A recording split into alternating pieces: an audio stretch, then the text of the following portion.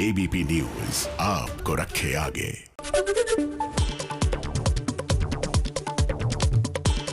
दिल्ली की सीमा पर चल रहे किसान आंदोलन को आज 44 दिन हो रहे हैं। दोपहर 2 बजे विज्ञान भवन में सरकार से 8वें दौर की बातचीत होनी है। किसानों से बातचीत से पहले गुरुवार शाम कृषि मंत्री से मिले नानकसर संप्रदाय के बाबा लखा सिंह, मध्यस्थता की पेशकश की।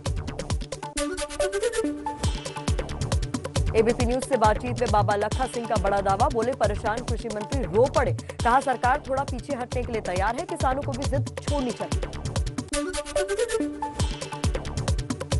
किसानों के साथ होने वाली बैठक से पहले पंजाब बीजेपी के नेताओं से मिले गृह मंत्री अमित शाह। बीजेपी का दावा, सरकार मांगे मानने के लिए तैयार, लेकिन लेफ्ट ने हैक कर लिया आंदोलन। लखा सिंह की मुलाकात को किसान नेता योगेंद्र यादव ने बताया सरकार का मीडिया मैनेजमेंट। कहा ट्रैक्टर मार्च की कामयाबी को दबाने की कोशिश। योगेंद्र यादव का दावा, सरकार की तरफ से नहीं आया है कोई नया प्रस्ताव। कहा पंजाब हरियाणा को कृषि कानून से बाहर रखने का फैसला हुआ तो भी आंदोलन जारी रहेगा। सरकार से बातचीत से पहले किसानों का शक्ति प्रदर्शन, दिल्ली समेत हरियाणा, पंजाब और यूपी में निकाला ट्रैक्टर मार्च। 26 जनवरी को बड़े प्रदर्शन का ऐलान। ट्रैक्टर मार्च से खुश भारतीय किसान यूनियन के नेता राकेश टिकैत बोले, 26 जनवरी ट्रैक्टर रैली की प्रैक्टिस कर ली। एक लाइन में टैंक चलेगी, दूसरी तरफ हमारी ट्रैक्टर। पीएम मोदी को प्रकाश पर्व का न्योता नहीं देने पर एसजीपीसी चीफ बीबी जागीर कौर की सफाई। कहा न्योते का माहौल नहीं, किसानों को गले लगा ले, श्रद्धालु की तरह आए तो दरवाजे खुले हुए हैं। पीएम को न्योता नहीं देने पर बोले पंजाब के मंत्री सुखजिंदर रंधावा, ये बादल का छोटापन है, अकाली के हाथ से मंत्रालय गया है, इसलिए खींच है। केंद्र के कृषि कानून के खिलाफ चल रहे किसान आंदोलन को लेकर कोरोना के खतरे पर सुप्रीम कोर्ट ने जताई चिंता। कहा सरकार को भीड़ के लिए जारी करने चाहिए दिशा निर्देश। किसान आंदोलन पर सियासत तेज, आरजेडी प्रवक्ता मनोज झा बोले आंदोलन का हल नहीं निकाला गया तो आने वाले दिन में क्या होगा ये सोच से परे है। तीनों कृषि कानून के खिलाफ सड़कों पर उतरेंगे मध्य प्रदेश के पूर्व मुख्यमंत्री कमलनाथ। 16 जनवरी को छिंदवाड़ा और 20 जनवरी को मुरैना में कांग्रेस करेगी सम्मेलन। किसान बिल को लेकर सिंधिया ने कमलनाथ को घेरा। कहा किसानों के साथ विश्वासघात करने वाले किसानों की बात कर रहे हैं। आईएनएलडी नेता अभय चौटाला ने सिरसा में टोल प्लाजा पर बैठे किसानों से मुलाकात की। सरकार पर आंदोलन कमजोर करने का आरोप लगाया। पंजाब के बाद हरियाणा में भी जियो के मोबाइल टावर को बनाया निशाना। जींद में टावर को अज्ञात लोगों ने आग के हवाले किया। चलिए कुछ और फटाफट खबरों का रुख कर लेते हैं। यूपी और हरियाणा और अरुणाचल को छोड़कर देश के सभी राज्यों और केंद्र शासित प्रदेशों में आज कोरोना वैक्सीन का ड्राई रन होगा। 736 जिलों में चलेगा यह अभियान। ड्राई रन से पहले गुरुवार को केंद्रीय स्वास्थ्य मंत्री हर्षवर्धन ने राज्यों के स्वास्थ्य मंत्रियों के साथ की बातचीत। बोले वैक्सीन के साथ केस कम करने पर भी जोर दें। कोरोना वैक्सीन के ड्राई रन का जायजा लेने के लिए आज चेन्नई का दौरा करेंगे स्वास्थ्य मंत्री डॉक्टर हर्षवर्धन। देश में कोविशील्ड और कोवैक्सीन के इमरजेंसी इस्तेमाल को मिली है मंजूरी। अगले हफ्ते से टीकाकरण शुरू होने की उम्मीद है। केंद्रीय अल्पसंख्यक मंत्री मुख्तार अब्बास नकवी बोले हज पर जाने वाले श्रद्धालुओं को कोरोना वैक्सीन लगाई जाएगी। दिमागी बुखार समेत दूसरी बीमारियों के लिए पहले भी दी जाती थी वैक्सीन। कोरोना के लगातार बढ़ते मामले को देखते हुए आज केंद्र सरकार की एक टीम केरल जाएगी। केरल में पिछले 7 दिनों में करीब 35,000 नए मामले सामने आए। केंद्र के साथ बैठक में महाराष्ट्र के स्वास्थ्य मंत्री राजेश टोपे ने कहा वैक्सीन का खर्च केंद्र सरकार उठाए। वैक्सीन के स्टोरेज का मुद्दा भी उठाया। लंदन से ब्रिटेन आने वाली फ्लाइट आज से बहाल। कोरोना वायरस के नए स्ट्रेन को देखते हुए केजरीवाल सरकार ने ब्रिटेन से आने वाली फ्लाइट पर 31 जनवरी तक रोक की मांग की। कोरोना वैक्सीन को देश के दूर दराज इलाकों में पहुंचाने के मिशन में मदद करेगी वायुसेना। परिवहन विमानों का होगा इस्तेमाल। गुरुग्राम, करनाल, रोहतक समेत हरियाणा के सभी जिलों में गुरुवार को कोरोना वैक्सीन का ड्राई रन किया गया।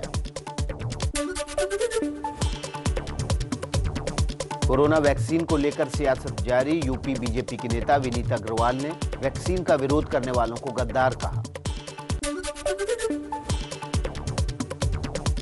पंजाब में आज से 5वीं से 8वीं और ओडिशा में 10वीं और 12वीं के बच्चों के लिए स्कूल खोलने का फैसला। दिल्ली में कोरोना के कम होते केस को देखते हुए दिल्ली सरकार के मेडिकल कॉलेज को दोबारा खोलने का फैसला, लेकिन करना होगा सभी गाइडलाइंस का पालन। बिहार के गया में स्कूल खुलते ही प्रिंसिपल मिले। कोरोना पॉजिटिव स्कूल को बंद करने और सैनिटाइज करने के निर्देश।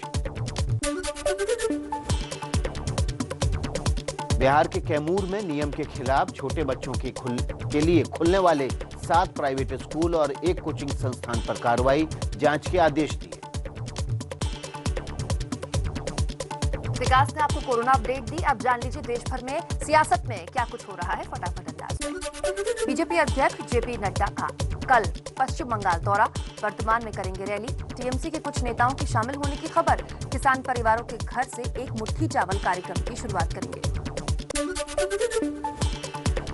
मिदनापुर रैली में ममता बनर्जी सरकार पर बरसे बीजेपी के शुभेंदु अधिकारी।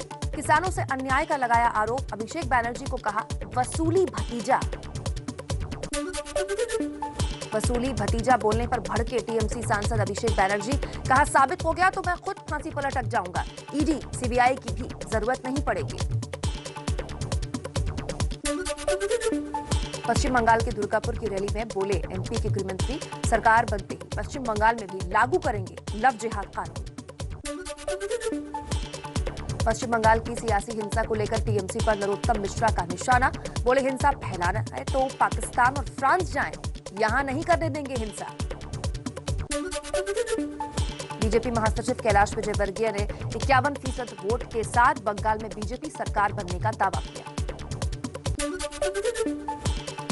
पश्चिम बंगाल चुनाव में सीट बंटवारे को लेकर कांग्रेस और लेफ्ट पार्टी की बैठक में नहीं निकला कोई फॉर्मूला, आगे भी बातचीत जारी रहेगी। मंत्री पद से इस्तीफे के बाद पहली बार मीडिया के सामने आई टीएमसी विधायक लक्ष्मी रतन शुक्ला।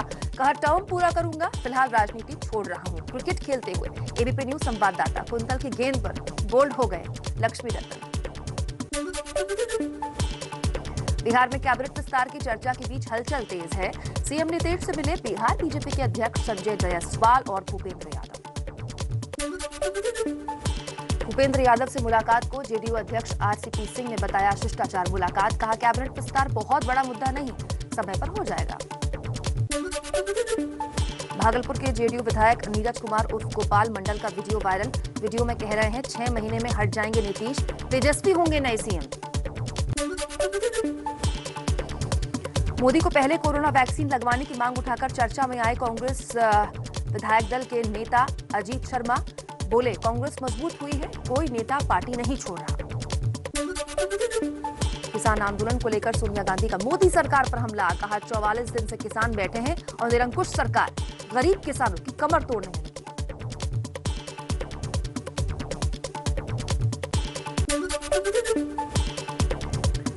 अपने संसदीय क्षेत्र अमेठी पहुंची केंद्रीय मंत्री स्मृति ईरानी का राहुल गांधी पर हमला। बोली केवल वोट मांगने आते थे राहुल। बजट को लेकर आज देश के अर्थशास्त्रियों से बात करेंगे प्रधानमंत्री।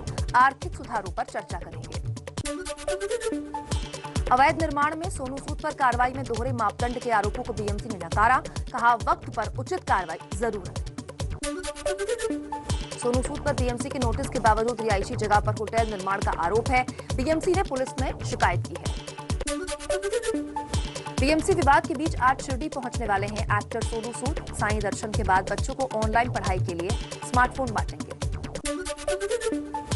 सोनू सूद के विवाद पर बीजेपी विधायक राम कदम का बड़ा आरोप। बोले लॉकडाउन में प्रवासियों की मदद करना शिवसेना सरकार को खटक रहा है, बदले की कार्रवाई हो रही है। पंजाब और हिमाचल के बाद जम्मू के राजौरी में मरे हुए पक्षियों के मिलने से हड़कंप मचा। कुछ दिनों से संदिग्ध हालत में मरे हुए कौवे मिल रहे हैं। दूसरे राज्यों से पोल्ट्री पर रोक लगी। राजस्थान, हिमाचल, एमपी में बर्ड फ्लू के मामलों को देखते हुए दिल्ली में भी प्रशासन अलर्ट पर। कानपुर चिड़ियाघर में मरे 10 पक्षियों की मौत बर्ड फ्लू से होने का शक। वैसे आज भोपाल लैब की रिपोर्ट से सच सामने आएगा। पंजाब के गुरदासपुर में 2 दर्जन से ज्यादा कौवे और बगुले मरे हुए मिलने के बाद गांव में दहशत। जांच के लिए सैंपल भेजे गए। कर्नाटक में भी बर्ड फ्लू की आहट। चिकबल्लापुर में प्रवासी पक्षी तो दक्षिण कन्नड़ जिले में एक साथ कई कौवे मरे हुए मिले। जांच जारी।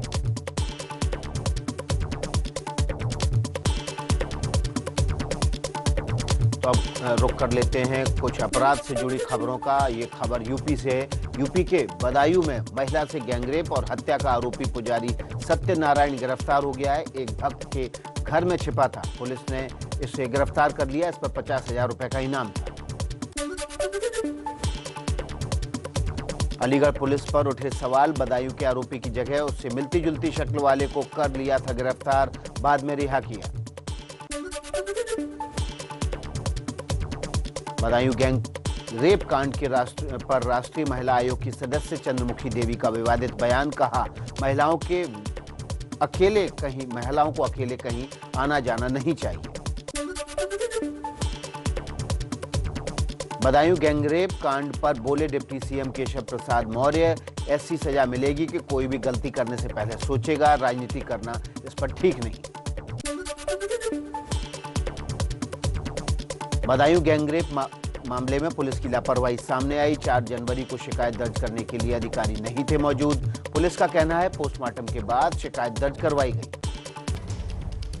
तो चलिए नमस्ते भारत पे खबरों का विस्तार से शुरू करते हैं। सबसे पहले बात आज की सबसे बड़ी खबर की कर लेते हैं। आज किसान संगठनों और सरकार के बीच 8वें राउंड की औपचारिक बातचीत होनी है। दोपहर 2 बजे बातचीत दिल्ली के विज्ञान भवन में होगी। बातचीत से पहले सरकार को उम्मीद है कि इस बार हल निकल जाएगा, लेकिन सवाल यही है कि बार बार बातचीत हो रही है, हल नहीं निकल रहा। अब एक बार फिर से मध्यस्थता की कोशिश की गई है बाबा लखा सिंह की तरफ से, जिन्होंने ये भी कहा कि जब वो कृषि मंत्री नरेंद्र सिंह तोमर से बातचीत के लिए पहुंचे तो बातचीत में कृषि मंत्री रो भी पड़े। सवाल यह है कि आज जब 8वें राउंड की बातचीत होगी तो क्या कोई हल निकलेगा।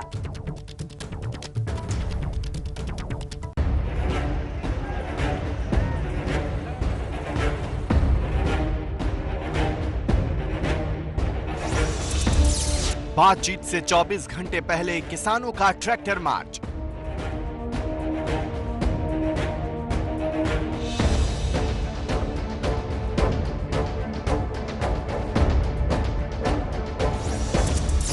किसानों की हुंकार सरकार से आर या पार।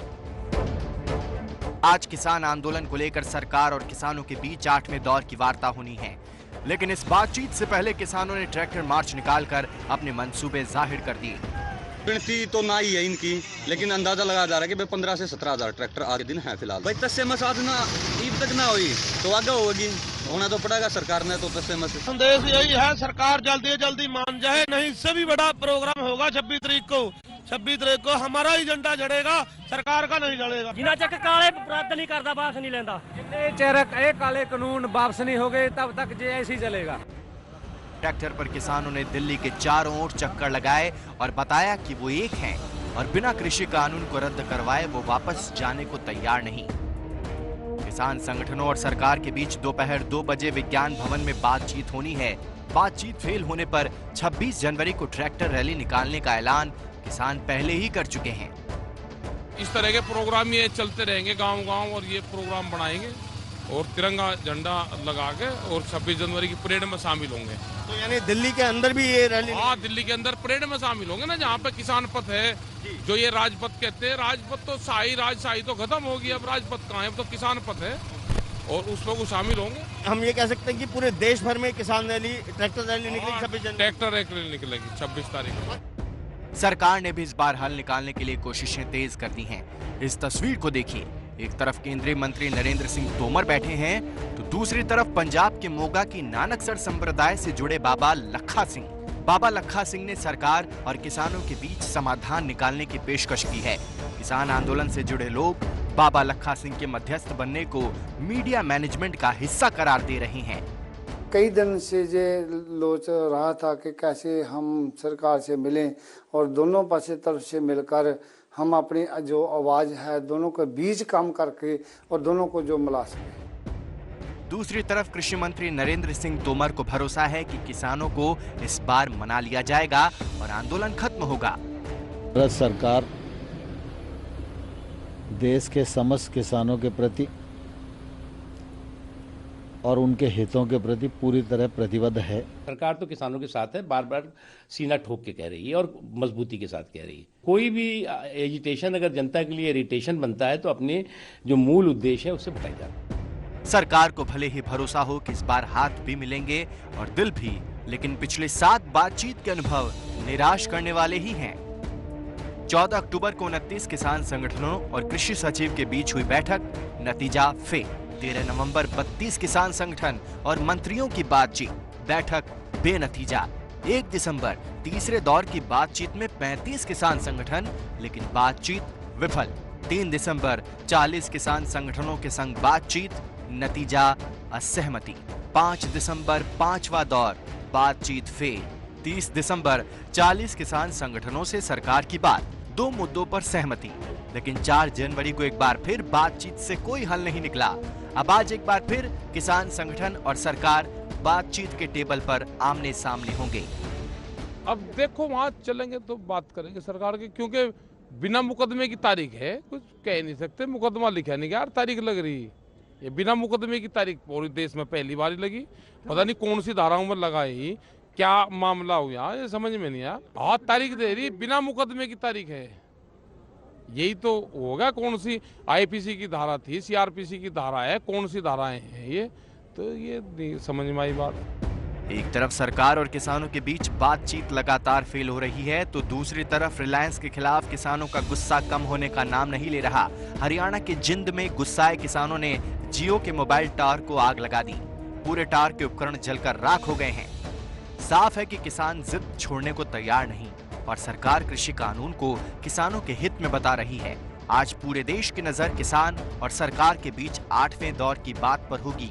देखना होगा कि क्या किसान जिद छोड़कर केंद्र सरकार की बात मानेंगे या केंद्र सरकार अपने कदम वापस खींचेगी।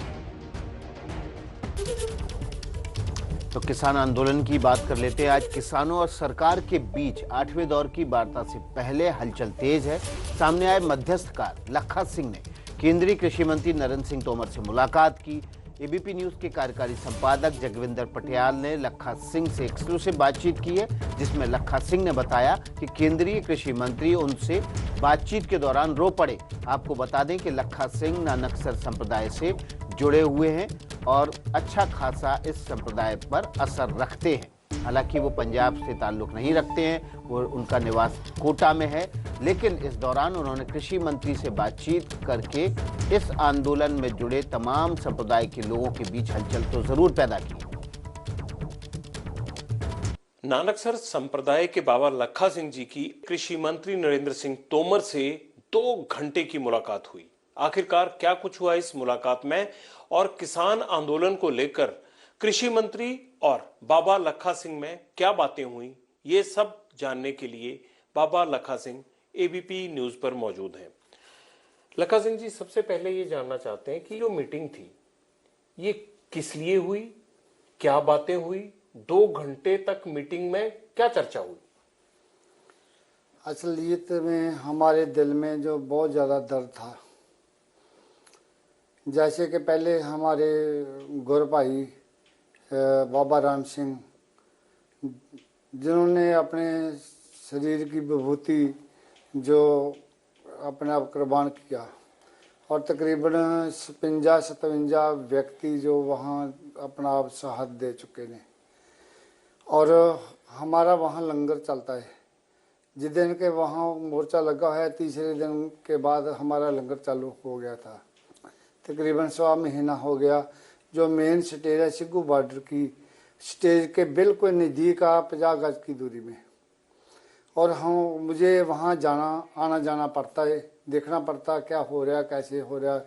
और वहाँ जो लंगर में हर चीज़ की व्यवस्था प्राप्त होती है और शरीर के पहनने के लिए पैर के जूते से लेकर पूरी हर तरह की वहाँ सहूलत है।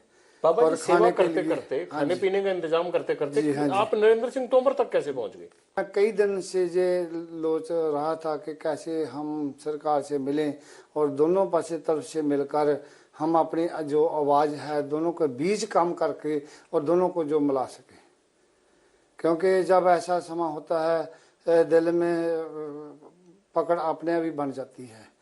और देख रहा था कि जो किसान वीर है ये बेशक इतने संघर्ष में जारी है। पहले भी हमारी 2-3 दफ़ा टेलीफोन से वीडियो कॉल हुई तोमर साहब के साथ। जी उनको पहले भी बोला था कि ये बात सोचना कि जो ये संघर्ष चल रहा है जितना हम लेट करेंगे और उतना ही कमज़ोर पड़ेगा। हमने ये बोला कि जितना आप लेट करें उतना ही मजबूत पकड़ कर आए। और कला पंजाब ने पूरे इंडिया से लोग वहाँ आके पतारे हुए हैं, इसलिए इंडिया छोड़कर बाहर के कंट्रियों में लोग जहाँ आ रहे हैं। उन्होंने क्या कहा आपके ये बात सुनने के बाद? बहुत प्यार से बात सुनी और बहुत ध्यान से। एक फॉर्मेलिटी करने का टाइम होता है लेकिन उन लोगों ने फॉर्मेलिटी नहीं की। अपने जितने सीनियर अफसर थे उनके सभी वहाँ बुलाए हुए थे। आपके जाने से पहले उनके सभी अफसर उनके घर पे मौजूद थे जो इस मतलब खेती बाड़ी में संबंधित रखते थे। कुछ पंजाब के थे, कुछ हरियाणा के थे और काफ़ी बड़ी बात हुई है, कुछ छोटी बात नहीं। और बड़े ध्यान से बात हुई है और सबसे जो हमारे दिल में खुशी हुई कि बात मंत्री साहब ने हमारी बात जो बहुत ध्यान से सुनी है। और जैसे हम बात करें ऐसे जब बात चलती थी तो जब ऐसा उनकी ऐसी अवस्था पड़ गई थी कि आंखों से आंसू आ गए थे। आंसू आ गए? हाँ जी। कृषि मंत्री के? जी। वो इसीलिए आए कि उनके दिल में दर्द था और अंदर जो आवाज़ आ रही थी कि ये जो काम चल रहा है जल्दी खत्म होना चाहिए।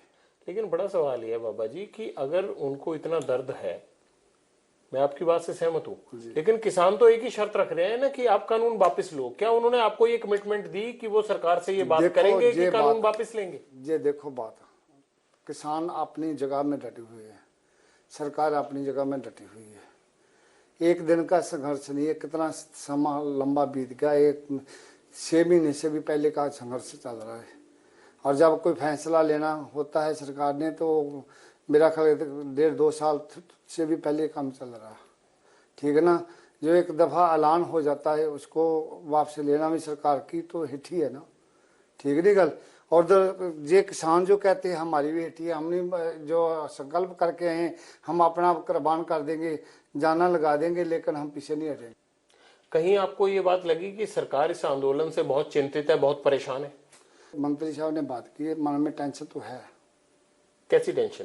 टेंशन चेहरा बोल देता है कि क्या दिल में क्या है। क्या था उनके चेहरे पे, आपने क्या देखा? जब टेंशन से बात होती है, आराम से बात होती है और प्यार से बात होती है और जब उनका मन भराया बात करते करते तो फिर समझ नहीं आती कि ये क्यों मन भरा। कृषि मंत्री के आंसू किस बात पे निकले, क्या बात हो रही थी तब? जब उनके लिए बोला कि इतने लोग बद दुआएं दे रहे हैं, आपके प्रथाएं, वो बद दुआएं जो हो जिंदगी में जो असफल है आपके लिए।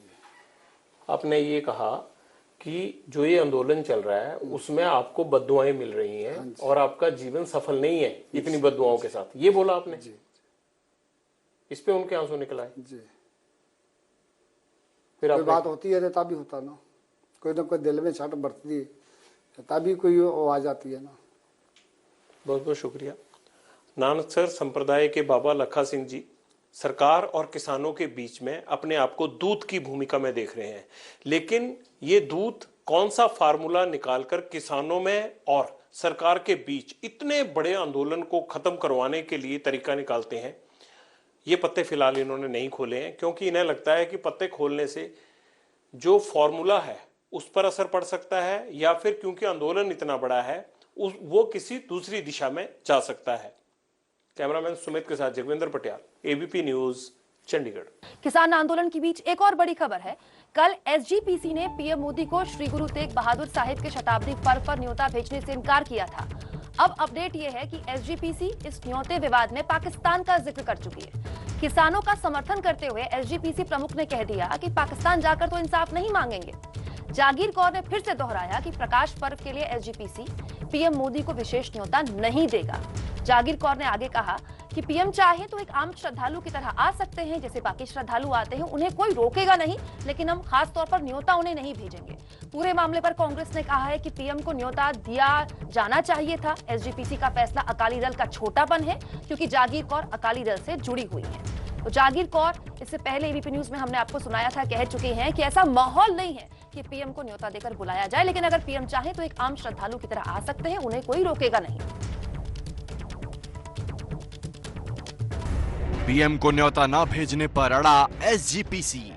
गल सीधी है जी, ਅਸੀਂ विशेष सदे नहीं देने, वो मोस्ट वेलकम श्रद्धालु बन के जड़ा मर्जी। आंदोलन और न्योते के विवाद में पाकिस्तान की एंट्री।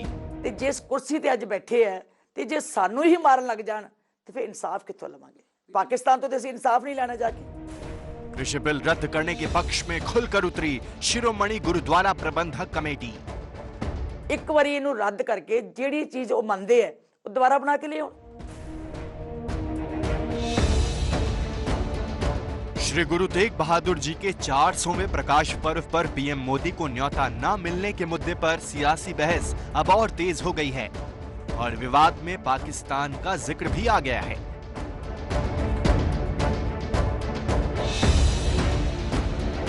सिखों की सबसे बड़ी संस्था शिरोमणि गुरुद्वारा प्रबंधक कमेटी यानी एसजीपीसी ने बुधवार को ऐलान किया था कि किसान आंदोलन के समर्थन में वो पीएम मोदी को शताब्दी कार्यक्रम में नहीं बुलाएगी।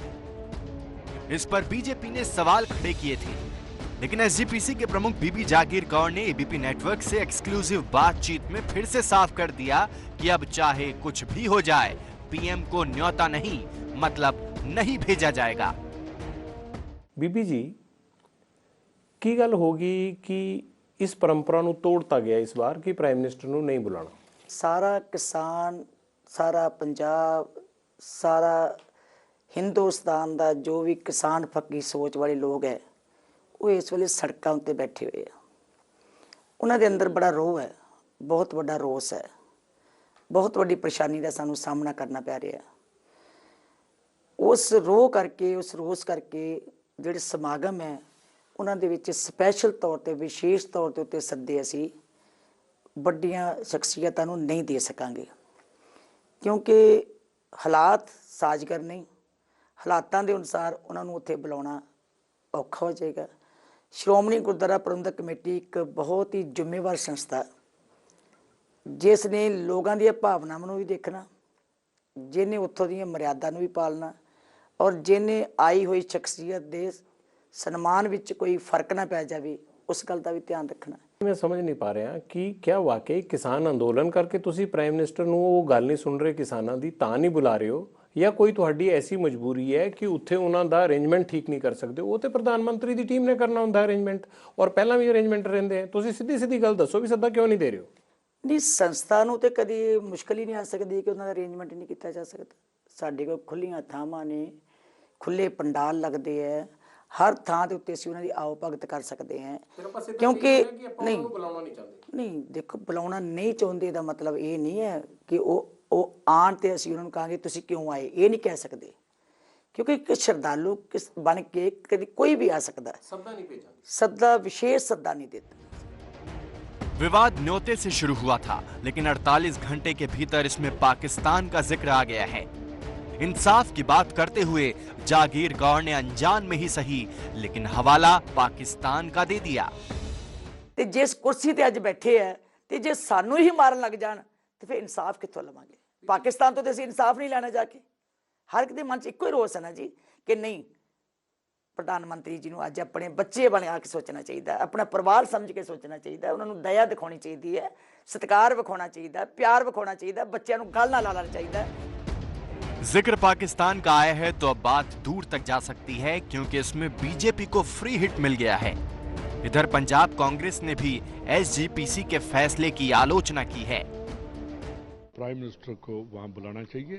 तो मेरे ख्याल में ये एसजीपीसी का छोटापन और जो मैं एसजीपीसी नहीं कहूँगा, बादल परिवार की जो बात है, जो उनका दुख है कैबिनेट से निकलने का, वो प्राइम मिनिस्टर को दिखाना चाहते हैं।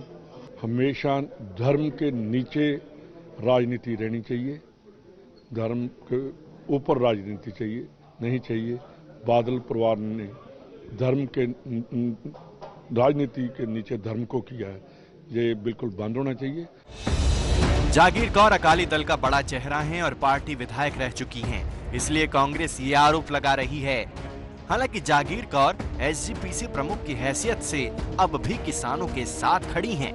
मेरा ख्याल है कि जे प्रधानमंत्री जी आप उन्होंने बुला के बिच बह के कर दें तो जरूर हल हो सकता है। उन्होंने मिलना चाहिए आप, ਤਾਂ ਜੋ ਉਹਨਾਂ ਨੂੰ ਸੁਣ ਕੇ ਉਹਦਾ फैसला कर सकन। इस पूरे विवाद के बीच किसान संयुक्त मोर्चा और सरकार के प्रतिनिधि बातचीत के लिए 8वीं बार आमने सामने होंगे। अगर आज दोनों पक्ष किसी ठोस नतीजे तक नहीं पहुंचे तो विवाद और बढ़ सकता है। नमस्ते भारत में इस वक्त अमेरिका से आ रही है बड़ी खबर। अमेरिका में हिंसक प्रदर्शन के बाद राष्ट्रपति ट्रंप की ट्विटर पर एक बार फिर से वापसी हो गई है। ट्विटर ने 12 घंटे पहले ट्रंप का अकाउंट बंद किया था, 12 घंटे के लिए बंद किया था। ट्विटर पर लौटते ही ट्रंप ने शांति की अपील जारी की है। ट्रंप ने कहा है कि वो 20 जनवरी को सत्ता सौंपने को तैयार है। ट्रंप ने कहा कि अमेरिकी लोग हमेशा कानून का पालन करते हैं, मैं भी कानून का पालन करूंगा और चुनाव से जुड़े विवाद को कानूनी चुनौती दूंगा। यानी भले ही वो शांति की अपील करें, लेकिन अभी भी कानूनी पचड़े में पड़ने को तैयार हैं ट्रंप।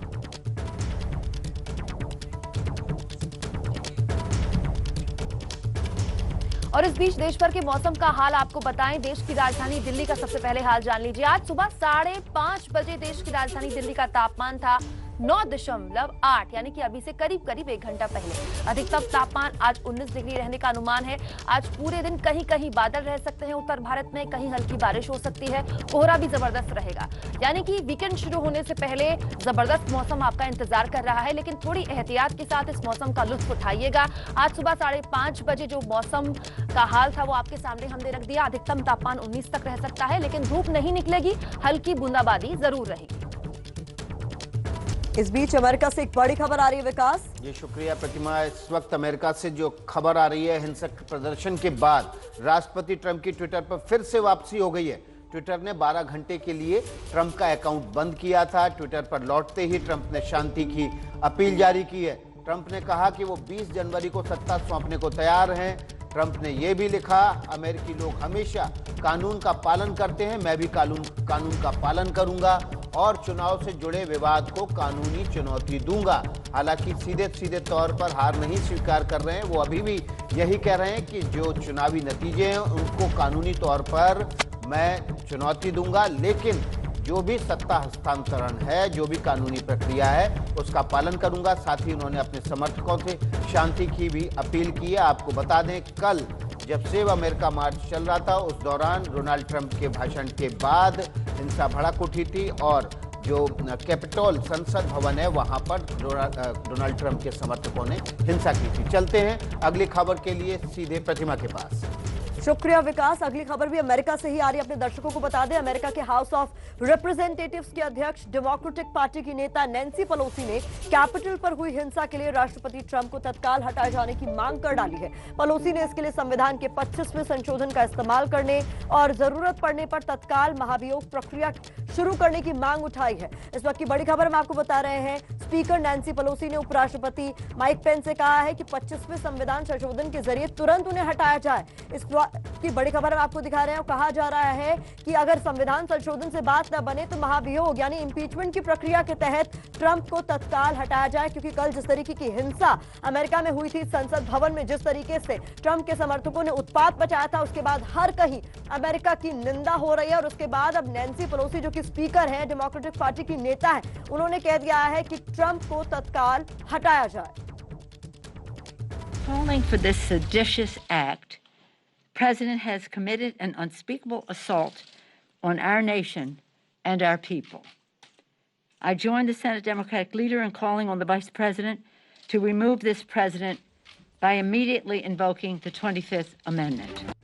कोरोना काल में प्रवासियों की मदद के लिए चर्चा में आए अभिनेता सोनू सूद के खिलाफ मुंबई की नगर पालिका बीएमसी ने पुलिस में शिकायत की है। बीएमसी का आरोप है कि सोनू सूद ने मुंबई में 6 मंजिला इमारत को नियम कानून तोड़कर होटल में तब्दील कर दिया। क्या है पूरा मामला, देखिए इस रिपोर्ट। जिन सोनू सूद के काम की तारीफ करते लोग थक नहीं रहे हैं।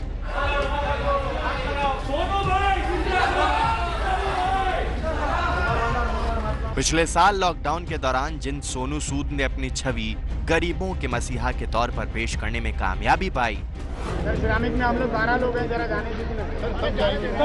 सब घर जाओगे आप।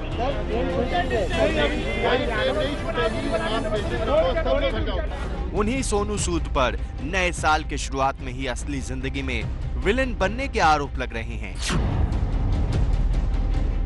टीवी स्क्रीन पर जिस 6 मंजिला इमारत को आप देख रहे हैं उसका नाम शक्ति सागर बिल्डिंग है। ये इमारत मुंबई के जुहू इलाके में है। अब आरोप है कि सोनू सूद ने रिहायशी बिल्डिंग को कमर्शियल बना दिया है। बीएमसी ने जुहू पुलिस को शिकायत दी है और कहा है कि सोनू के खिलाफ MRTP यानी Maharashtra region and town planning act के तहत केस दर्ज करें। बीएमसी के मुताबिक सोनू सूद को नियम तोड़ने का नोटिस 27 सितंबर को पिछले साल दिया गया था, जिसकी समय सीमा 26 नवंबर को खत्म हो गई। अधिकारियों के मुताबिक सोनू सूद इस नोटिस के खिलाफ सिविल कोर्ट भी पहुंचे थे, लेकिन उन्हें वहां से कोई राहत नहीं मिली। बीएमसी ने 4 जनवरी को मौके का फिर से मुआयना किया था, जहां निर्माण का काम जारी था। एबीपी न्यूज को मिली जानकारी के मुताबिक पुलिस अभी मामले की जांच कर रही है। हालांकि सोनू सूद ने इन आरोपों को नकारा है। एक अंग्रेजी अखबार से इस पर बात करते हुए सोनू ने कहा कि जो भी बदलाव हुए हैं उसके लिए बीएमसी से अप्रूवल लिया गया था। यह approval Maharashtra coastal zone management authority से होना था, लेकिन कोविड-19 की वजह से यह अप्रूवल नहीं मिल पाया। हमारी तरफ से कोई अनियमितता का मामला नहीं है। मैंने हमेशा कानून का पालन किया है। ये होटल कोविड-19 के समय कोरोना वॉरियर्स के लिए घर बन गया था। अगर अनुमति नहीं मिलती है तो मैं इसे फिर से आवास की तरह बना दूंगा। मैं बीएमसी के खिलाफ बॉम्बे हाई कोर्ट में अपील करूंगा। जब कोरोना के संकट काल में यही होटल बीएमसी के लोगों ने क्वारंटाइन सेंटर के रूप में इसका इस्तेमाल किया, उस समय उन्होंने अपने आंखों पर कौन सी पट्टी बांधी थी? पर अपनी जरूरत पूरी होने के बाद बदले की भाव से इस प्रकार से महाराष्ट्र की सरकार कार्रवाई करती है, तो महाराष्ट्र की सरकार ये ध्यान रखे कि सोनू सूद जैसे प्रतिभाशाली एक्टर के साथ ये सारा देश खड़ा है। सूत्रों के मुताबिक पुलिस इस मामले की छानबीन कर रही है और अगर बीएमसी की शिकायत सही पाई गई तो इस मामले में सोनू सूद पर FIR भी दर्ज की जा सकती है। कोरोना की खबरों के बीच आपको दुनिया भर में मौसम की दादागिरी भी दिखने को मिल रही है। चीन से लेकर इटली और स्पेन तक मौसम की खराब मार पड़ रही है। पूरी खबर देखिए 1 मिनट में।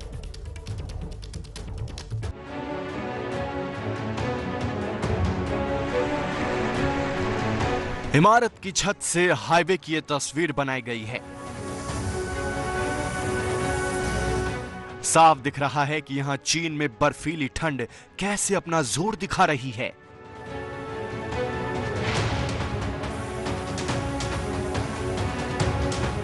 कुछ लोग गाड़ियां लेकर इस मौसम में बाहर निकले हैं, लेकिन कहीं कहीं ऐसे इंजन ठंड में दम तोड़ रहे हैं।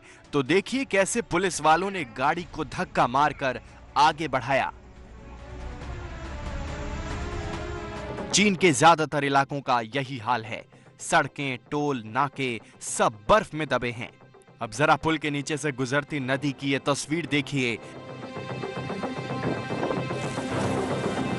यहां भी बर्फ जमा है और पानी के ऊपर ऐसे बह रही है।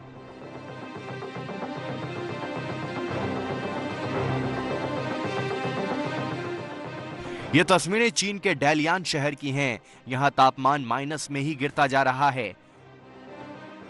ट्रैफिक संभालते इन पुलिस वालों को देखिए। ठंड की वजह से इस पुलिस वाले की तो भौं ही जम गई है। चीन के शहर का हाल आपने देखा। अब आपको दिखाते हैं चीन के पर्यटन स्थल। ये तस्वीरें ऐसी हैं कि एक बार तो भरोसा नहीं होता कि ये हकीकत का नजारा है।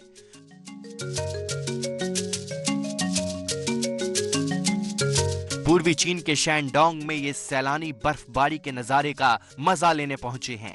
चीन के इस इलाके में तापमान -7 डिग्री है। सफेद रुई की तरह गिरी इस बर्फ की इन तस्वीरों को देखिए। ये तस्वीरें आई हैं स्पेन के मैड्रिड से, जहां लोगों को भारी बर्फबारी में भी घरों से निकलना पड़ रहा है। लोग लगातार हो रही बर्फबारी से बचने के लिए छाते का सहारा ले रहे हैं। मैड्रिड में करीब 1 दशक के बाद लोगों ने बर्फबारी होते हुए देखी है। बच्चे इस बर्फबारी का मजा ले रहे हैं। पूरा शहर बर्फ से नहाया हुआ है। बच्चे बर्फ की जमा मोटी चादर पर स्लाइडिंग का मजा ले रहे हैं। सड़क पर जमी बर्फ को हटाते हुए ये तस्वीरें आई हैं इटली के प्यूरिजिया से। यहां बर्फ ने इतना कहर बरपाया है कि कई फीट मोटी बर्फ की चादर बिछ गई है। भारी बर्फबारी के चलते रास्ते बंद हो गए हैं। लोगों को आने जाने में भारी परेशानी का सामना करना पड़ रहा है। देखिए कैसे रेस्क्यू टीम बर्फ को वेयरहाउस की छत से हटा रही है। भारी बर्फबारी की ऐसी तस्वीरें इटली के अलग अलग हिस्सों से लगातार आ रही हैं। इस बीच एक दिलचस्प रिपोर्ट विकास के पास।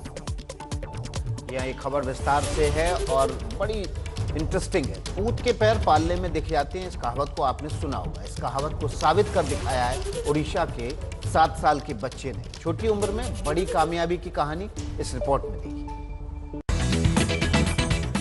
ओडिशा के बोलंगीर के इस महारथी से मिलिए।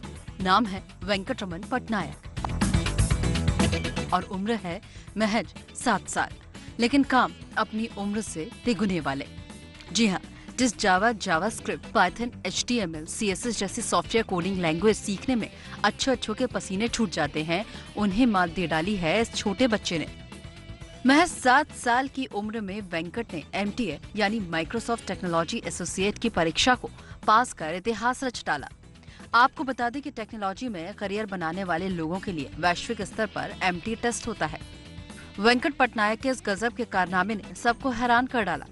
तीसरी क्लास में पढ़ने वाले छात्र वेंकटरमन पटनायक ने जावास्क्रिप्ट, पाइथन, HTML, CSS और डेटाबेस एडमिनिस्ट्रेशन फंडामेंटल्स में प्रोग्रामिंग के लिए MTA परीक्षा क्लियर की है। ये सब लैंग्वेजेस का ट्रेनिंग में लास्ट 6 मंथ्स कोडनेस से ले रहा हूँ, लेकिन फाउंडेशन और लॉजिक्स ये सब बिल्ड करने के लिए मैं व्हाइट हैट से ट्रेनिंग लेता हूँ। वेंकट को कोडिंग में दिलचस्पी है और वो अपना ज्यादातर वक्त कोडिंग में देते हैं। ऐसा कभी देखे नहीं कि वो थक गया हो या परेशान हो गया हो ये सारी चीजें कभी हुआ नहीं। और वो 8-9 घंटा पर डे आराम से बैठ के वो प्रैक्टिस कर रहा था। वेंकट ने 19 मार्च को व्हाइट हैट जूनियर ज्वाइन की थी और तब से अब तक लगभग 160 क्लास में भाग ले चुके हैं। 7 साल के इस बच्चे के टैलेंट को देखकर अब इसे वंडर किड का खिताब दिया जा रहा है और इस फ्यूचर इंजीनियर के चर्चे पूरे देश में हो रहे हैं। महिला से गैंगरेप और हत्या का मुख्य आरोपी सत्यनारायण गिरफ्तार हुआ है। पुजारी सत्यनारायण बदायूं के मेवली गांव में एक भक्त के घर छुपा हुआ था। ग्रामीणों ने पुजारी को पकड़कर पुलिस को सौंपा। इस घटना की FIR दर्ज होने के बाद से सत्यनारायण पुजारी फरार था। सत्यनारायण पर 50,000 रुपए का इनाम भी घोषित किया गया था। तस्वीरें आप देख रहे हैं। सत्यनारायण को बाइक पर बिठाकर पुलिस गिरफ्तार करके ले जा रही है। बदायूं गैंगरेप का मुख्य आरोपी है, फरार चल रहा था। पुलिस ने इस पर 50,000 रुपए का इनाम भी घोषित किया था। ये मेवली गांव में एक भक्त के घर जाकर छिप गया था। गांव वालों ने इसे पकड़कर पुलिस के हवाले कर दिया और अब ये सलाखों के पीछे है। आपको बता दें, बदायूं में एक महिला से निर्भया जैसी घिनौनी हरकत की गई थी और उसके बाद से पुलिस में शिकायत की गई। तब से सत्यनारायण पुजारी नाम का शख्स फरार चल रहा था। ये अपने एक भक्त के घर जाकर छिप गया था। उसके बाद गांव वालों को जब सूचना मिली, गांव वालों ने इसे पकड़कर पुलिस के हवाले कर दिया और अब ये शख्स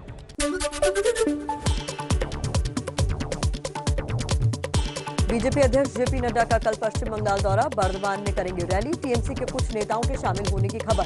किसान परिवारों के घर से एक मुट्ठी चावल कार्यक्रम की भी शुरुआत करेंगे। मिदनापुर रैली में ममता बनर्जी सरकार पर बरसे बीजेपी के शुभेंदु अधिकारी। किसानों से अन्याय का लगाया आरोप। अभिषेक बनर्जी को कहा वसूली भतीजा। वसूली भतीजा बोलने पर भड़के टीएमसी सांसद अभिषेक बनर्जी, कहा साबित हो गया तो मैं खुद फांसी पर लटक जाऊंगा, ईडी सीबीआई की भी जरूरत नहीं पड़ेगी। पश्चिम बंगाल की दुर्गापुर की रैली में बोले एमपी के गृह मंत्री, सरकार बनते पश्चिम बंगाल में भी लागू करेंगे लव जिहाद कानून। पश्चिम बंगाल की सियासी हिंसा को लेकर टीएमसी पर नरोत्तम मिश्रा का निशाना, बोले हिंसा फैलाना है तो पाकिस्तान और फ्रांस जाएं, यहां नहीं करने देंगे हिंसा। बीजेपी महासचिव कैलाश विजयवर्गीय ने 51% वोट के साथ बंगाल में बीजेपी सरकार बनने का दावा किया। पश्चिम बंगाल चुनाव में सीट बंटवारे को लेकर कांग्रेस और लेफ्ट पार्टी की बैठक, नहीं निकला कोई फॉर्मूला, आगे भी जारी रहेगी बातचीत। मंत्री पद से इस्तीफे के बाद पहली बार मीडिया के सामने टीएमसी विधायक लक्ष्मी रत्न शुक्ला, कहा टर्म पूरा करूंगा, फिलहाल राजनीति छोड़ रहा हूं। क्रिकेट खेलते हुए एबीपी न्यूज संवाददाता कुंतल की गेंद पर बोल्ड हुए लक्ष्मी रत्न। बिहार में कैबिनेट विस्तार की चर्चा के बीच हलचल तेज हुई। सीएम नीतीश से मिले बिहार बीजेपी के अध्यक्ष संजय जायसवाल और भूपेंद्र यादव।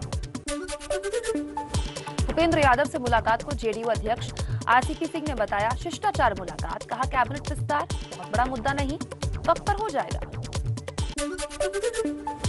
भागलपुर के जेडीयू विधायक नीरज कुमार उर्फ गोपाल मंडल का वीडियो वायरल।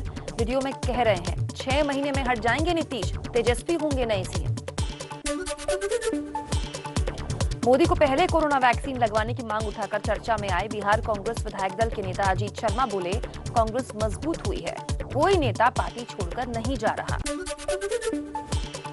किसान आंदोलन को लेकर सोनिया गांधी का मोदी सरकार पर फिर हमला, कहा 44 दिन से किसान बैठे हैं और निरंकुश सरकार गरीब किसानों की कमर तोड़ने में लगी है। अपने संसदीय क्षेत्र अमेठी पहुंची केंद्रीय मंत्री स्मृति ईरानी का राहुल गांधी पर हमला, बोली केवल वोट मांगने आते थे राहुल। महाराष्ट्र के औरंगाबाद का नाम संभाजी नगर रखने को लेकर उद्धव सरकार में ही विवाद, कांग्रेस ने कॉमन मिनिमम प्रोग्राम की याद दिलाई। सूत्रों के मुताबिक महाराष्ट्र कांग्रेस के अध्यक्ष बाला साहेब थोराट के इस्तीफे की पेशकश से सोनिया नाराज हैं। मध्य प्रदेश के सागर में शिवराज के मंत्री गोपाल भार्गव का बंगले का अतिक्रमण हटाने पर विवाद, नगरीय मंत्री भूपेंद्र सिंह बोले जिनका अतिक्रमण हटाना जरूरी वो हटा रहे हैं। मध्य प्रदेश के मंत्री हरदीप सिंह डांग ने कन्या पूजन के दौरान बच्ची के पैर छूकर आशीर्वाद लिया, सोशल मीडिया पर वीडियो वायरल है। यूपी के बाराबंकी में औचक निरीक्षण के लिए पहुंचे रसद मंत्री रणवेंद्र प्रताप सिंह भड़के, कहा 10-12 जिले घूमकर आ रहा हूं लेकिन ऐसा भ्रष्टाचार कहीं नहीं देखा। कर्नाटक के कानून मंत्री जेसी मधुस्वामी का वीडियो हुआ वायरल, असिस्टेंट एग्जीक्यूटिव इंजीनियर को गाली देते हुए नजर आ रहे हैं। मुंबई में भी किस्मत आजमाएंगे अरविंद केजरीवाल, बीएमसी का चुनाव लड़ेगी आम आदमी पार्टी। लालू यादव पर जेल में नियमों की अनदेखी के आरोपों को लेकर आज झारखंड हाईकोर्ट में सुनवाई, अस्पताल से अधिकारी के बंगले में शिफ्ट किया गया था। बजट को लेकर आज देश के अर्थशास्त्रियों से बात करेंगे प्रधानमंत्री मोदी, आर्थिक सुधारों पर चर्चा होगी। राजद्रोह केस में आज कंगना रनौत और उनकी बहन रंगोली को मुंबई पुलिस के सामने पेश होना है, सांप्रदायिक नफरत फैलाने का आरोप है दोनों पर। मध्य प्रदेश के इंदौर और नीमच जिले में मुर्गियों में बर्ड फ्लू का वायरस मिला, करीब 20 जिलों में पक्षियों की मौत से मचा हड़कंप। मुर्गियों में बर्ड फ्लू मिलने के बाद 1 किलोमीटर के दायरे में अंडे चिकन की बिक्री पर रोक, दक्षिण के राज्यों से आने वाले अंडे और चिकन पर भी 10 दिनों की रोक। पंजाब और हिमाचल के बाद जम्मू के राजौरी में मरे हुए पक्षियों के मिलने से मचा हड़कंप, कुछ दिनों से संदिग्ध हालत में मरे हुए कौवे मिल रहे हैं, दूसरे राज्यों से पोल्ट्री पर रोक लगी। राजस्थान, हिमाचल, एमपी में बर्ड फ्लू के मामलों को देखते हुए दिल्ली में भी प्रशासन अलर्ट पर। कानपुर चिड़ियाघर में मरे 10 पक्षियों की मौत बर्ड फ्लू से होने का शक, वैसे आज भोपाल लैब की रिपोर्ट से सच सामने आ जाएगा।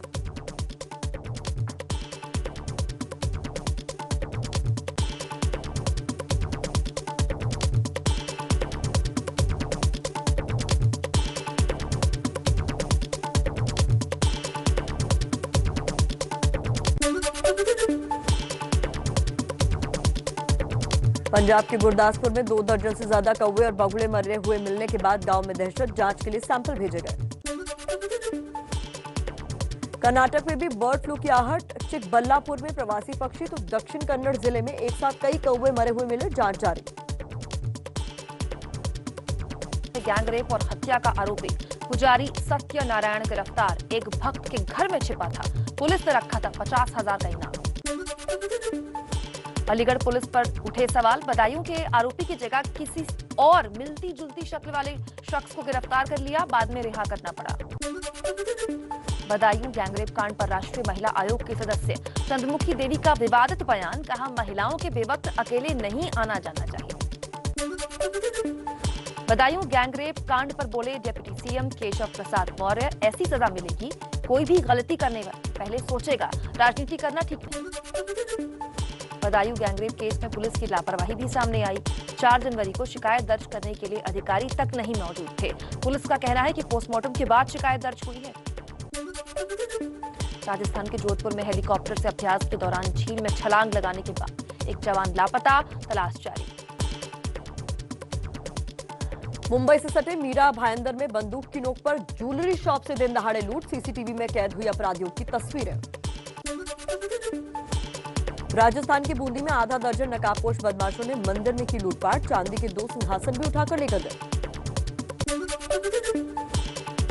केंद्रीय शिक्षा मंत्री रमेश पोखरियाल निशंक बोले, 3 जुलाई को होगी जेईई एडवांस की परीक्षा, कोरोना की वजह से 75% एलिजिबिलिटी क्राइटेरिया की शर्त नहीं। केंद्रीय परिवहन मंत्री नितिन गडकरी का दावा, 75% से ज्यादा गाड़ियों में फास्टैग लगाने का काम पूरा, 15 जनवरी से अनिवार्य होगा फास्टैग।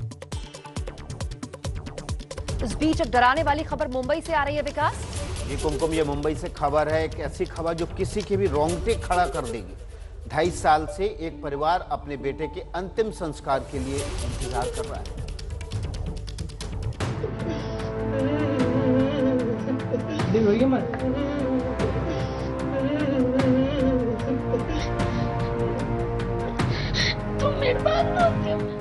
रोता बिलखता ये परिवार जो करीब 2.5 साल से अपने 17 साल के बेटे की मौत का मातम मना रहा है। मुंबई के धारावी में रहने वाले जायसवाल परिवार का 17 साल का बेटा सचिन अब इस दुनिया में नहीं है। 21 जुलाई 2018 में सचिन की मौत हो चुकी है और अभी तक मुंबई के जेजे अस्पताल में उसका शव रखा है। इस परिवार ने अभी तक अपने बेटे का अंतिम संस्कार नहीं किया है। दरअसल जायसवाल परिवार का आरोप है कि मुंबई पुलिस की बर्बरता से उनके बेटे की जान गई है और जब तक बेटे के आरोपियों को सजा नहीं मिलेगी तब तक वो अपने बेटे का अंतिम संस्कार नहीं करेंगे। न हमसे पंचनामा बनाए, न कुछ साइन कराए, कुछ नहीं। जबरदस्ती बॉडी को लेके बच्चे लोग रोक रहे थे, तो उन लोग को रोकने के बजाय उन लोग को पुलिस वाले ने अंदर हॉस्पिटल में बंद कर दिया। कांच से लोग बच्चे लोग तोड़ दिया, तो उसके लिए वो लोग हमारे ऊपर एफआईआर कर दिए, हमारा एफआईआर नहीं लिए। आज तक मेरा एफआईआर चौकी में नहीं हुआ। मृतक सचिन के पिता के मुताबिक 13 जुलाई 2018 को धारावी पुलिस मोबाइल चोरी के आरोप में उनके बेटे को ले गई। बेटा निर्दोष होने के बाद भी पुलिस पर सचिन को बुरी तरह से पीटने के आरोप लगे, जिससे पुलिस थाने में उसकी तबीयत खराब होने लगी और उसे अस्पताल में भर्ती कराया गया, जहां उसकी मौत हो गई। मामला ह्यूमन राइट कमीशन के पास पहुंचा और ह्यूमन राइट ने इस मामले में मुंबई पुलिस को तलब किया और जवाब मांगा। अब इस परिवार को न्याय की उम्मीद जगी है, क्योंकि हाईकोर्ट के वकील सिद्धार्थ चंद्रशेखर इस परिवार के लिए बिना फीस लिए केस लड़ने को तैयार हो चुके हैं। फिलहाल इस मामले की जांच क्राइम ब्रांच कर रही है। जहां थल सेना की एक्सरसाइज के दौरान एक हादसा हो गया है। कमांडो ट्रेनिंग के दौरान सेना का एक जवान रहस्यमय तरीके से गायब हो गया। ये खबर जोधपुर से है। जोधपुर में एक चॉपर से 3 जवान कमांडो ट्रेनिंग के दौरान कूदे, लेकिन उस तालाब में से 2 जवान तो बाहर आए, लेकिन तीसरा जवान झील से बाहर नहीं आ पाया। सैन्य अभ्यास के दौरान हुआ बड़ा हादसा। जोधपुर में रहस्यमयी तरीके से सेना के कैप्टन लापता। 61 फीट गहरी झील में गायब कैप्टन की तलाश। जोधपुर के आसमान में मंडराता ये हेलीकॉप्टर अपने उस जवान की तलाश में जुटा है जिसकी गुमशुदगी सेना के लिए एक रहस्य बन गई है और इस रहस्य को सुलझाने के लिए सेना को अपने गोताखोरों की टीम लगानी पड़ी। कई किलोमीटर के इलाके में फैली ये जोधपुर की वो कायलाना झील है जो जोधपुर की प्यास बुझाती है, लेकिन अब यहाँ सेना तलाशी अभियान चला रही है क्योंकि सूत्रों के मुताबिक थल सेना के 10 पैरा के कमांडो झील के तखत सागर जलाशय में अभ्यास कर रहे थे। जवानों को हेलीकॉप्टर से पानी में कूदकर दुश्मन पर हमला बोलने की ट्रेनिंग दी जा रही थी।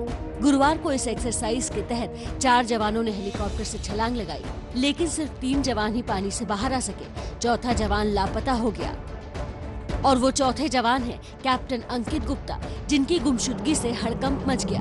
आनन फानन में सेना ने अपनी कई टीमों को तलाशी में लगाया, लेकिन अब तक उनका कोई सुराग नहीं मिल सका है। ये झील कई किलोमीटर के दायरे में फैली है। 61 फीट गहरे इस जलाशय में अभी 46 फीट पानी भरा है। गोताखोरों की कई टीमें अब इस झील के हर कोने को खंगाल रही हैं। कोरोना काल में खुद नियम का पालन करने वालों को नियमों की धज्जियां उड़ा रहे हैं। जी हां, गुजरात के जूनागढ़ में ऐसी ही लापरवाही देखने को मिली। पूरी खबर देखिए।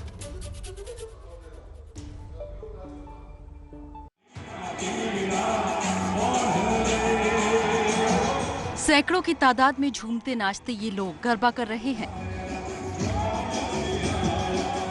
ये तस्वीरें कोई पुरानी नहीं बल्कि हाल ही की हैं। जी हाँ, कोरोना काल में आयोजन चल रहा है और गरबा करते लोग कोई और नहीं बल्कि पुलिस वाले हैं। कोरोना काल में संक्रमण को बुलावा देने वाला पुलिस वालों का यह गरबा गुजरात के जूनागढ़ में आयोजित किया गया, जहां पुलिस वालों ने जमकर कोरोना के सारे नियमों की धज्जियां उड़ा डाली। किसी ने भी मास्क नहीं लगा रखा था और सोशल डिस्टेंसिंग तो पूरी तरह से नदारद दिखी। जब पुलिस प्रशासन से इस बारे में बात की तो उन्होंने इस आयोजन को सही ठहरा डाला। गई काले सांजे આવી કલ્ચરલ એક્ટિવિટીનો પ્રોગ્રામ રાખેલો હતો। બાયો બબલ જેવી વ્યવસ્થા છે, અમારા તાલીમાર્થીઓ બહાર નથી જઈ શકતા, બહારના કોઈ માણસો અંદર નથી આવી શકતા। ઇવન અમારા જે ટ્રેનિંગ સેન્ટરના અધિકારીઓ છે, હું પણ છેલ્લા લગભગ 6-7 મહિનાથી અહીંયા કેમ્પમાં જ નિવાસ કરું છું। गुजरात में कोरोना काल में किसी भी तरह के सांस्कृतिक कार्यक्रम की मनाही है। ऐसे में अब जब खुद कानून के पहरेदार नियमों की अनदेखी कर रहे हैं तो आम जनता को कौन रोकेगा। वीडियो वायरल होने के बाद गृह राज्य मंत्री और पुलिस ट्रेनिंग के एडीजीपी ने जांच के आदेश दे दिए हैं। एबीपी न्यूज के नमस्ते भारत में हर तरह की खबर आपके सामने हम रखते हैं। विकास, एक बिल्कुल अलग और दिलचस्प रिपोर्ट आप लेके लेकर आए हैं। जी हाँ, बिल्कुल ये दिलचस्प रिपोर्ट है। आपको दिखाते हैं मनोरंजन की खबर। आखिर ऐसा क्या हो गया कि अनुष्का शर्मा को गुस्सा आ गया? आखिर ऐसा क्या हुआ कि अनुष्का शर्मा भड़क गई? क्या है मामला, देखिए इस रिपोर्ट। अनुष्का ने खुलेआम जाहिर कर दी अपनी नाराजगी। आप सोच रहे होंगे कि अनुष्का तो मां बनने वाली है।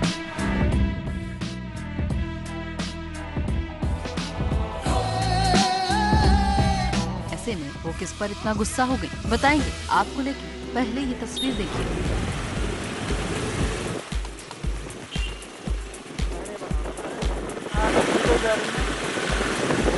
आगे आगे अनुष्का और विराट की गाड़ी और पीछे पीछे फोटोग्राफर सड़क पर बाइक से अनुष्का की कार का पीछा कर रहे हैं।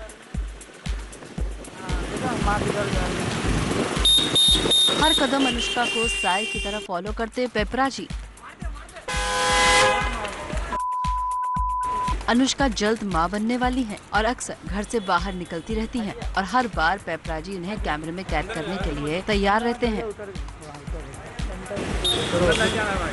लेकिन इस बार तो हद हो गई। अनुष्का और विराट की गाड़ी के पीछे लग गए पेपराजी और ये तब हुआ जब ये एक आम दिन था।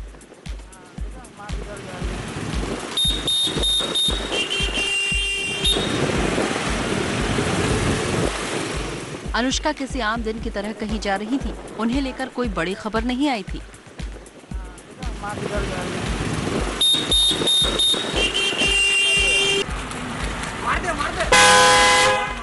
और ना ही विराट से जुड़ी कोई ऐसी खबर आई थी जिसके लिए उनसे कोई रिएक्शन चाहिए। बस अनुष्का को कैमरे में कैद करना था। और फिर एक फोटोग्राफर ने अपने घर की बालकनी में बैठे विराट और अनुष्का को अपने कैमरे में कैद कर लिया। और जब ये तस्वीर सामने आई तो अनुष्का भड़क गई। इस तस्वीर को देखकर अनुष्का अपना गुस्सा रोक नहीं पाई। अनुष्का ने अपनी इंस्टाग्राम स्टोरी पर लिखा, इस फोटोग्राफर और पब्लिकेशन से बार बार गुजारिश करने के बाद भी ये हमारी प्राइवेसी में दखल दिए जा रहे हैं, अब ये सब बंद कीजिए। अनुष्का इस बात से खासी खफा है कि मीडिया उनकी प्राइवेसी में दखल दे रहा है। इस वक्त जब वो मां बनने वाली हैं, ये चीजें उन्हें ज्यादा परेशान कर रही हैं और इसलिए उनका गुस्सा फूट पड़ा है। और इस बीच मौसम का अपडेट जान लीजिए। देश की राजधानी दिल्ली में सर्दी आज से फिर बढ़ गई है। आज सुबह 5:30 बजे 9.8 तापमान दर्ज किया गया और अधिकतम तापमान आज का 19 डिग्री रहने का अनुमान है। आज पूरे दिन कहीं कहीं बादल हो सकते हैं। दिल्ली एनसीआर के इलाकों में कहीं बारिश हो सकती है, कहीं तेज बारिश होगी, कहीं हल्की बारिश होगी। कोहरा पूरे दिन छाए रहेगा, धूप नहीं निकलेगी। आज का दिन बेहद सर्द रहने वाला है। अगले 2 दिन के लिए भी अनुमान जाहिर किया गया है कि जबरदस्त बारिश या हल्की बूंदाबांदी हो सकती है। कुल मिलाकर पहाड़ों में हो रही जबरदस्त बर्फबारी का असर मैदानी इलाकों में, दिल्ली एनसीआर के इलाकों में दिखने लगा है। वीकेंड शुरू होने को है, इस बदलते मौसम का लुत्फ उठाइएगा, लेकिन पूरे एहतियात के साथ। दिल्ली का मौसम लगातार करवट बदलता रहा है। अगर बात करें नए साल से अब की, तो जहां पहले दिन नए साल के पारा 1.1 चला गया था, तो वहीं आज की सीधी तस्वीरें आपको दिखाते हैं। मौजूदगी हमारी अक्षरधाम मंदिर के पास है और अक्षरधाम मंदिर और ये जो रोड आ रही है, यहाँ की तस्वीरें कुछ ऐसी हैं कि हल्का कोहरा जो है वो छाया हुआ है। हालांकि इस वक्त ठंड काफी महसूस हो रही है, क्योंकि शीतलहर जो है यानी कि हवा जो है ठंडी वो भी चल रही है। अगर बात करें पिछले दिनों की, तो जहां पिछले दिनों बादल छाए रहे, दिल्ली में काफी ज्यादा बारिश हुई है, तो वहीं अब जो है बारिश तो रुक गई है। लेकिन आज का अगर मौसम की बात करें, तो मौसम वैज्ञानिकों का कहना है कि आज जो बादल हैं वो छाए रहेंगे और हो सकता है रात में हल्की बारिश भी हो जाए। लेकिन अगर सुबह के इस वक्त के मौसम की बात करें, तो ठंड काफ़ी अच्छी महसूस हो रही है और साथ ही साथ न्यूनतम तापमान जो है वो कुछ देर में मौसम विभाग जो है जारी कर देगा। लेकिन फिलहाल सुबह जो तापमान दर्ज हुआ है वो 9.8 हुआ है। और अधिकतम तापमान की अगर बात करें, तो दिल्ली में अधिकतम तापमान तकरीबन 19 डिग्री के आसपास रहने वाला है। कैमरा पर्सन मोहित कैसले के साथ मदिहा खान, एबीपी न्यूज़ दिल्ली।